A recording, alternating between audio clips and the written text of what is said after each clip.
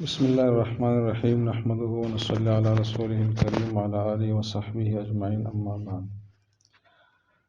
پچھلے درس میں ہم نے یہ بات کی تھی کہ جو پگڑی آج کل رائج ہے تو اس کے حوالے سے ہم ایک مستقل کلپ ریکارڈ کرائیں گے۔ آج کے درس میں پگڑی کے مسئلے پہ کچھ بات چیت ہوگی۔ پگڑی جس کو رائٹ آف کنٹینویشن کہا جا سکتا ہے، اس کی خرید و فروخت جیسے کہ آج کل رائج ہے، اس کا رواج ہے، یہ جائز ہے یا نہیں ہے۔ تو اس حوالے سے پہلی بات تو یہ ہے کہ کچھ مالکی فقہا اور حنفی فقہا انہوں نے بات بڑی وضاحت سے کی ہے کہ اگر ایک شخص نے ایک مکان کرایہ پر لیا ہے اور اس مکان میں کوئی تعمیراتی کام اس نے کروایا ہے، کچھ اثاثجات اس میں لگایا ہے، تو ان اثاثجات کی وجہ سے اور تعمیراتی کاموں کی وجہ سے اس شخص کو ایک حق قرار رائٹ آف کنٹینویشن حاصل ہو جاتا ہے، جس کا مطلب یہ ہے کہ جب تک اس کے یہ اثاثجات اس مکان میں لگے ہوئے ہیں تو وہ اس مکان کو ایک کرایہ دار کی حیثیت سے استعمال کرے گا، اور مزید یہ ہے کہ جب تک اس کی مرضی نہ ہو تو مالک مکان اس سے نہیں نکال سکتا۔ اس کو ایک دائمی ہمیشہ کے لیے رہنے کا حق بھی حاصل ہوگا جب تک اس کے جو لگائے ہوئے اثاثجات ہے، تعمیرات ہے، وہ وہاں موجود ہے۔ کیونکہ شخص نے جو کرایہ دار ہے اس نے جو خرچہ کیا ہے اور مالک کی اجازت سے کیا ہے، تو یہ کرایہ سے ہٹ کر ایک اضافی بوجھ اس نے اپنے اوپر ڈالا ہے، تو اس کا فائدہ اس کو حق قرار کی شکل میں رائٹ آف کنٹینویشن کی شکل میں ملنا چاہیے۔ اور اگر یہ ملے گا اس کو یہ حق، تو یہ کسی شرعی اصول اور ضابطے کے خلاف نہیں ہوگا، بلکہ ایک شخص کو ضرر سے بچانے کی ایک صورت ہوگی جو شریعت میں تسلیم شدہ ہے۔ تو اس حد تک تو فقہا احناف بھی اور مالکیہ بھی اس حق قرار کے قائل ہے، یعنی پگڑی کا جو فائدہ ہے وہ اس طریقے سے وہ کرایہ دار کو دے دیتے ہیں اور اس میں کوئی شرعی خرابی وہ نہیں سمجھتے۔ لیکن آج کل جو پگڑی کا طریقہ رائج ہے کہ کرایہ دار سے ایک مشت کافی رقم لی جاتی ہے اور کرایہ پھر اس کے علاوہ ہوتا ہے، اور یہ جو باری برکم رقم لی گئی ہے اس کے بدلے میں کرایہ دار کو حق دیا جاتا ہے کہ جب تک اس کی مرضی نہ ہو تو مالک مکان اس کی مرضی کے بغیر اس کو مکان یا دکان سے نہیں نکال سکتا، اور اگر کرایہ دار چاہے تو مالک مکان کو یا کسی اور کو یا اپنا حق بیچ بھی سکتا ہے، فروخت بھی کر سکتا ہے۔ تو یہ دونوں قسم کی باتیں جو ہے یہ آج کل رائج ہے۔ تو ایک سوال پیدا ہوتا ہے کہ یہ جو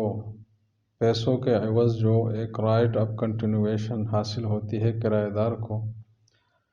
تو یہ حق حاصل ہو سکتا ہے فقہی اور شرعی حوالے سے یا نہیں، اور مزید یہ ہے کہ اس کی خرید و فروخت جو ہے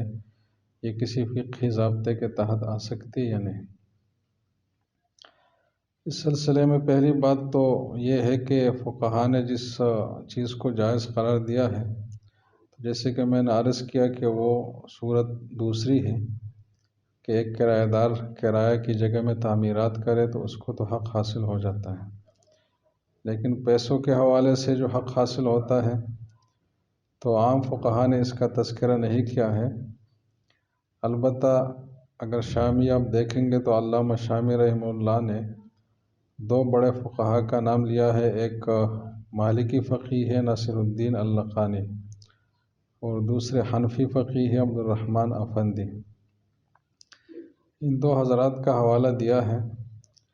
کہ ان کے نزدیک پیسوں کے عوض بھی پگڑی حاصل کرنا، حق قرار حاصل کرنا یہ جائز ہے،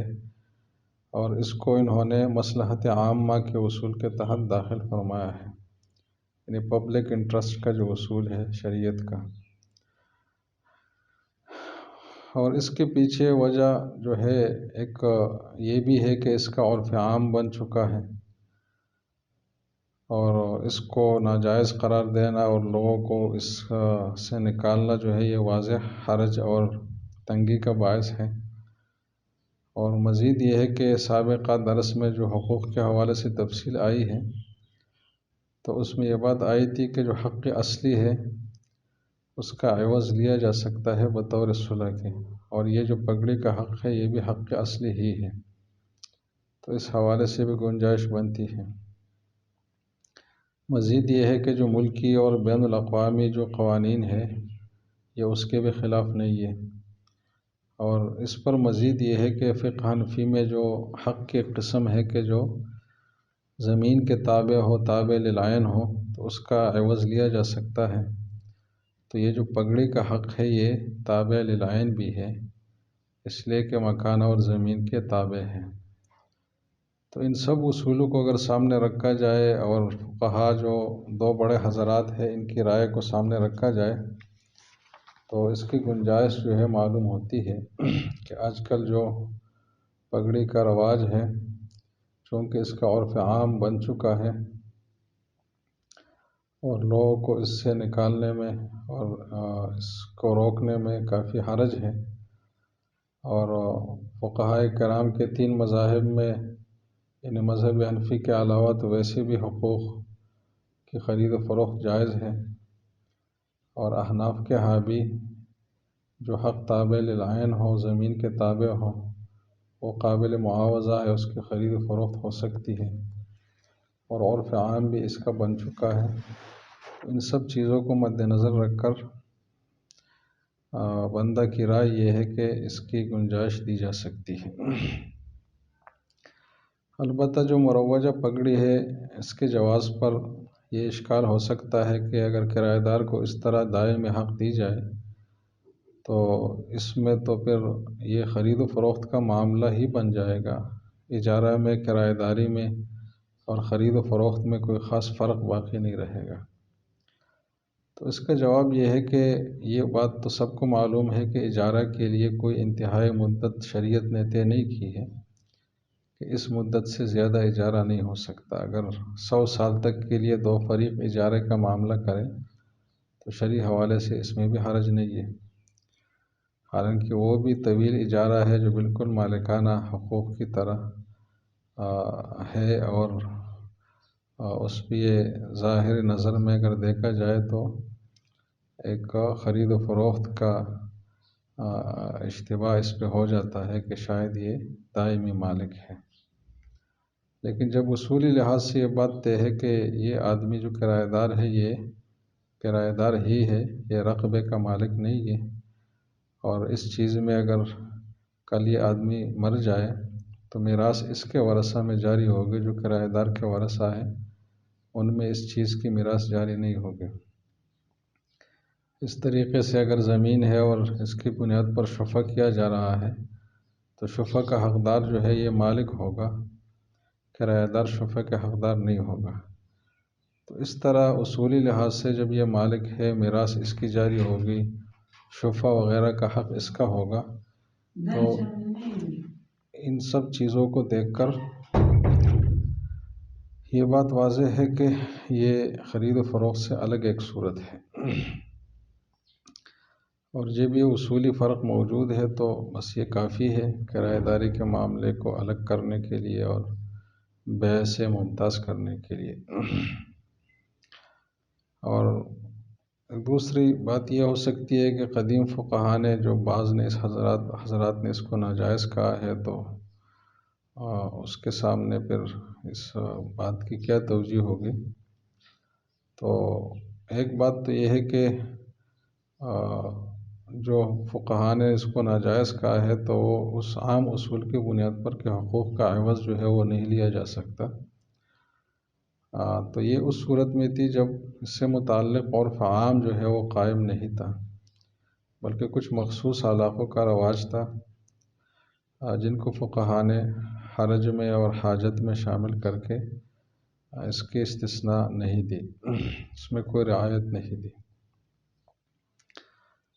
تو ایک تو مسئلہ یہ تھا کہ حقوق کا عوض جائز نہیں ہے، دوسرا اس کا عرف عام بھی نہیں تھا۔ آج کل یہ دونوں مسئلے کچھ تبدیل ہوئے ہیں فتوے کی روح سے، کیونکہ اکثر اہل افتاء کا جو آج کل رجحان ہے اور جو ان کی رائے ہے وہ یہ ہے کہ حقوق کا عوض یا تو خرید و فروخت کے ذریعے سے جائز ہے، ورنہ کم از کم صلح کے ذریعے سے تو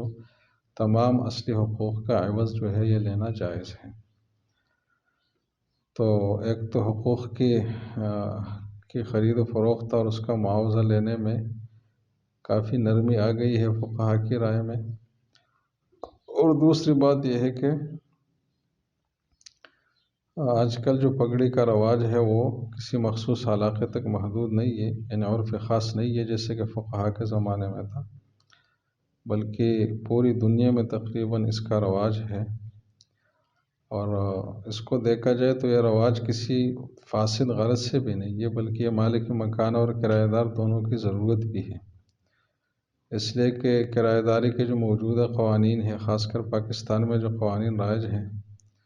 اس کے تحت کرایہ دار کے حقوق اتنے بڑھا دیے گئے ہیں کہ اصل مالک کے لیے ایک دفعہ اگر مکان یا دکان کرایہ پر اس نے دیا ہے تو دوبارہ اس کو حاصل کرنا بہت مشکل ہے۔ تو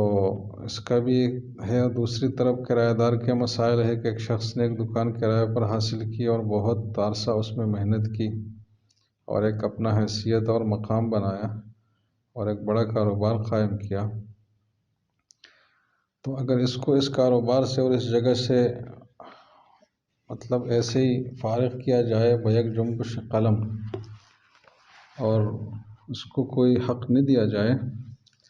تو معاشی اعتبار سے یہ اس کے لیے شدید ضرر اور ناقابل تلافی نقصان کا باعث ہے، اور یہ بات واضح ہے۔ تو مالک مکان اور کرایہ دار دونوں کی مجبوریوں کو اگر سامنے رکھا جائے تو پگڑی کی جو مروج صورت ہے اس میں اس مشکل کا حل جو ہے وہ تلاش کیا گیا ہے۔ تو خلاصہ یہ ہے کہ اس کا عرف عام بھی ہے، یہ حق زمین کے تابع بھی ہے، اور حقوق کے بارے میں متاخرین فقہا کی رائے یہ بنی ہے کہ جو حق اصلی ہے اس کا عوض لینا جائز بھی ہے۔ مزید یہ ہے کہ اس کا عرف عام بھی ہو چکا ہے،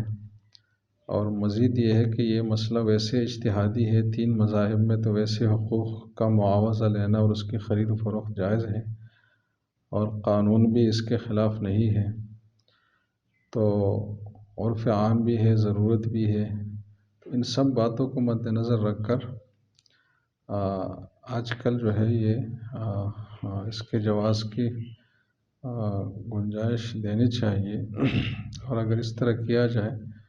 تو اس میں کسی مسلمہ فقہی اصول کی خلاف ورزی جو ہے وہ لازم نہیں آتی۔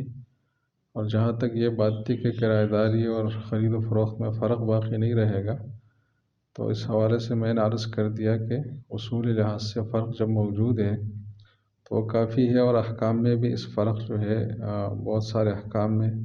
اس کا اظہار بھی ہو جاتا ہے، فرق ظاہر ہو جاتا ہے، اور اتنا ظاہر ہونا جو ہے یہ کافی ہے۔ تو ان سب باتوں کو مد نظر رکھ کر اگر پگڑی کے جواز کا فتویٰ آج کل دیا جائے تو میرے خیال میں اس میں کوئی حرج نہیں ہے۔ آج کے درس میں اتنا ہی کافی، آگے ہم شیئرز کی خرید و فروخت کے حوالے سے انشاءاللہ بات کریں گے۔